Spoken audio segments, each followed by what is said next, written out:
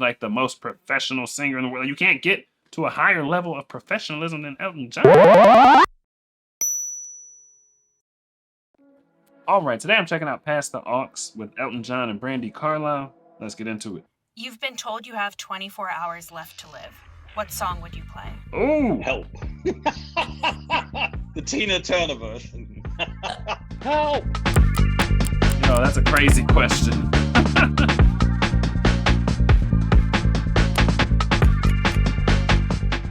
It's a Friday night and you're 15 years old. When I was 15 years old, that would have been 1962.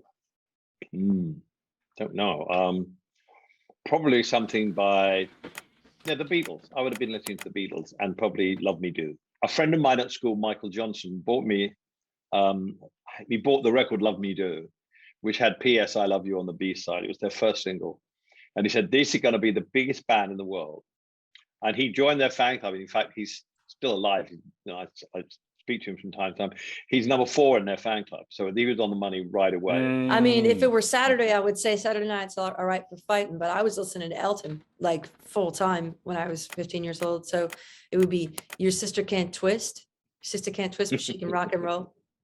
Sister can't twist, but she can rock and roll. Up amongst the rodeo on the rodeo do. She's only 15, that is plain to see, but she can pull the wool over little old me. Your sister can't twist, but she can rock and roll. Your sister can't twist, but she got more soul than me.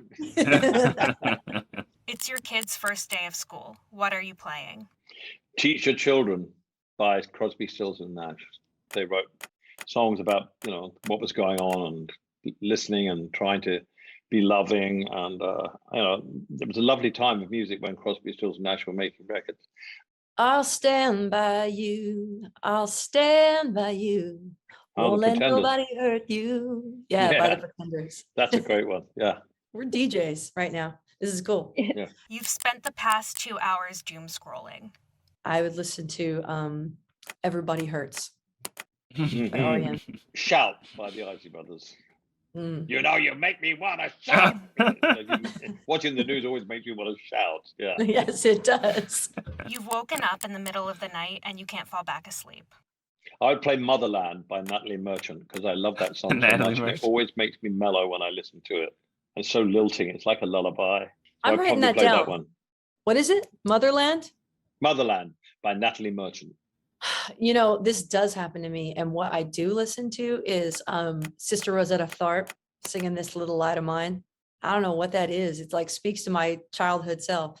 This little light of mine, I'm going to let it shine, shine, shine. You're teaching an 8th grade class about songwriting. I would choose When I Fall in Love by Nat King Cole. That's such a beautiful song. I always remember that.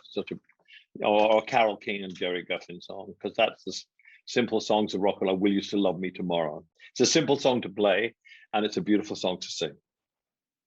Oh, we got an ad. Oh my word, we got an ad. Hold up. We're muting that. This is wild though. Whoa, we're 3 minutes in. Oh my goodness, we're halfway.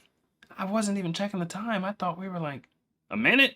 You know what I mean? 2 minutes. It's going by fast. It's cool to see. This is wild. I cannot answer all these questions. They can just rattle off song after song, and they know the lyrics to the songs. I love Brandi Carlile's energy, though. She just seems so youthful and energetic and happy. She's smiling, she's laughing and whatnot. But yeah, this is interesting. Do you guys have answers to these questions? Could you rattle off the songs like they could? Like they remember what they were listening to when they were 16?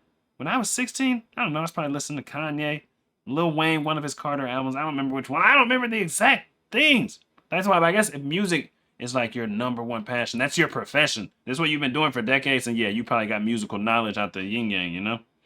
And the Shirelles. I would try to tap into their tendency towards like activism and, you know, altruism. So maybe like a Dylan song like The Times Are Changing. All you mothers and fathers from across the land, don't criticize what you can't understand. Your sons and your daughters are beyond your command. Your old road is rapidly aging, so get out of the new one if you cannot lend a hand. Like, I think that would be a life-changing lyric as a 14-year-old. She knows all the lyrics. A young person has come to you for advice. Well, that's a hard one. Simple things, Elton. Give them simple things. All right, simple things. Yeah, simple man. It's about, you know, the most simple things in life are the most pleasurable, and you know. And when I played the song to Bono in the south of France from U2, he said, "Oh, this is a beautiful lyric," and it is a beautiful lyric. Elton didn't write the lyric, but it sounds like things that he would say. It sounds like things that he does say. You know, he's reluctant to give advice because he's not a pushy fella, but he always says things along these lines about where value is in life. You're thinking about your own mortality. I'll go to one that I played for you last time I saw you, Elton, Calling All Angels by Jane Siberry. Right. Oh, that's beautiful. Yeah. As a way of explaining mortality and renewal, that's really comforting. I'd probably play a song that I wrote with Bernie from the Captain Fantastic record called Curtains. I used to know this old scarecrow. Yeah. It was my life, my life. My Knocking on Heaven's sorrow. Door. That's what I'm playing. You know, me being a kind of maudlin person, I would probably play that, because whenever I hear that, it makes me feel about my life. It makes me think about my life and think of what I've done, what I've come from. And it makes me feel happy because of the relationship that I've had with Bernie and the love that I've had throughout my life. So I would choose that one. That's a perfect one. And that last line, treasures children always seem to find, and just like us, we must have had a once upon a time. Yeah.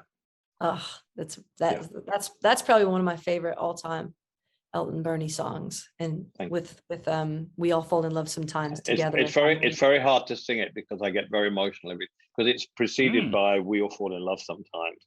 Yeah. And then Curtains come straight after it. So it's a very, very emotional song for me to sing. And therefore I don't sing it very often because I choke up when I sing it. Fantastic. It was a story about Bernie and I. So it was something I felt as an album, I was completely part of the whole thing because it was a story about us. So it was very personal. So if you're going to choose a song that I wrote, I'd choose that because it's so personal. And thank you for spending the time talking to both of us. Bye. Bye. Bye. That's crazy. I always wondered, man. How do artists do that? Okay, is this thing gonna play again? Hi, my name is Carly Rae Jepsen. I knew you were gonna play something. The one song that Carly Rae Jepsen wishes she wrote. Interesting.